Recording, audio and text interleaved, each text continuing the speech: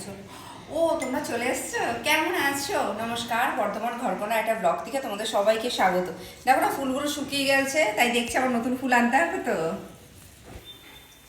যেহেতু পুরোনো ধরনের রান্না, তো পুরোনো ধরনের রান্না মানেই তো একটা কই মাছ দেখাতে হবে, তার মধ্যে আবার শীতকাল। তো আজকের রান্নাটা হলো কই মাছেরই তেল ঝাল কই। তো চলো উপকরণগুলোর সাথে পরিচয় করিয়ে দিই। এখানে রয়েছে কই মাছ, দেখো কত বড় বড় কই মাছগুলো, টক দই, তেজপাতা, সর্ষের তেল, শুকনো লঙ্কা বাটা, জিরে বাটা, ধনে বাটা, আর এখানে রয়েছে কাঁচা লঙ্কা, ঘি, গরম মশলা গুঁড়ো, নুন আর হলুদ।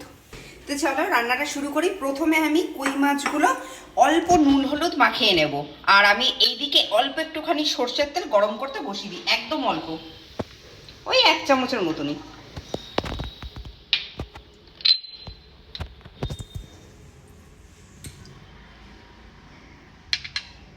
আলু ফুলকপি দিয়ে রান্না করলেও হতো, কিন্তু আমি বললাম না, আজকে একটু তেল ঝাল করি, অনেকদিন তেল ঝাল খাওয়া হচ্ছে না মাছের। মাছগুলোতে আমি ভালো করে নুন হলুদ মাখিয়ে নেবো, আর এই মাছগুলো যেহেতু অনেকটা বড়, তো তাই আমি হাত দিয়ে নুন হলুদটা মাখাচ্ছি, চামচ দিয়ে মাখানো যাবে না। যাবে না বলতে আমি পারবো না, তোমরা পারলে করো। মাছগুলো এবার আমি ভেজে নেবো। মাছগুলো কিন্তু খুব হালকা ভাজতে হবে, বেশি না।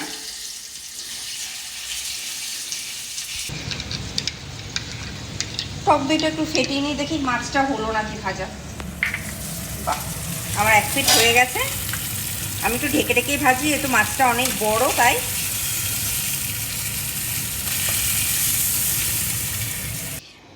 মাছগুলো আমি ভেজে তুলে নিয়েছি। এবার আমি এখানে বাকি যে তেলটা আছে সেই তেলটুকুনি দিয়ে দিলাম। তেলটা কিন্তু একটু ভালো করে গরম করতে হবে। এবার তেলটা গরম হয়ে গেছে, আমি কিন্তু এখানে গোটা গরম মশলা বা কালো জিরে কিচ্ছু ফোড়ন দেবো না। এখানে শুধুমাত্র তেজপাতা আমি কিন্তু ফোড়নে দেবো। তেজপাতাটা হালকা ভাজা হবে, একদম হালকা, যেন গন্ধটা তেলের মধ্যে মিশে যায়।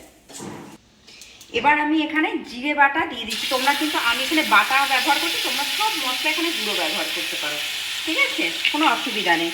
এর সাথে আমি ধনে বাটা দিয়ে দিচ্ছি। এগুলো সব কিন্তু 1 চামচ করে রয়েছে। তার সাথে আমি দেব এখানে শুকনো লঙ্কা বাটা। এটা শুধু শুকনো লঙ্কা বাটা আমি দিয়েছি এখানে। এর সাথে কিন্তু আমি কাঁচা লঙ্কা দিইনি।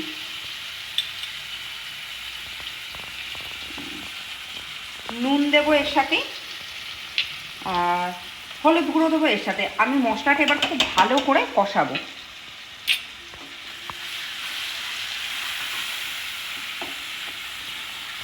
মশলাটা আমার ভাজা ভাজা হয়ে গেছে, কিন্তু এই সময় আমি বেশ খানিকটা টক দই দেবো। আমি টক দই দিচ্ছি, তোমরা টক দই দেবে। এখানে কিন্তু টমেটোটা দিও না। আর টক দই এর ভেতরে কিন্তু পোস্ত বা কাজু এইসব কিচ্ছু নেই, শুধু টক দই। এবারই দেখবে মশলাটার রঙটা কীরকম হয়।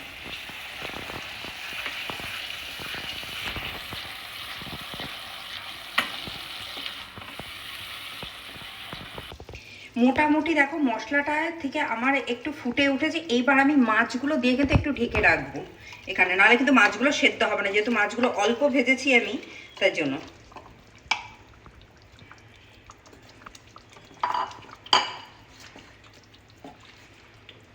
ঢেকে প্রায় আধ ঘন্টার মতো রাখতে হবে, তারপর ফিরে আসবো তোমাদের কাছে।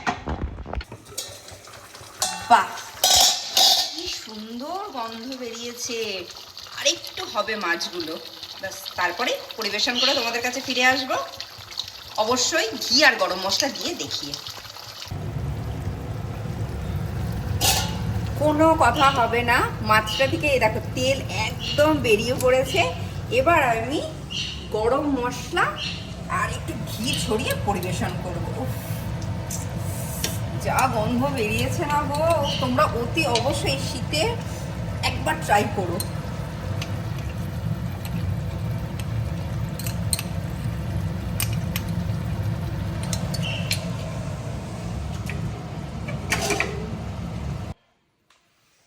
তো চলো, তৈরি হয়ে গেছে আমাদের তেল ঝাল কই।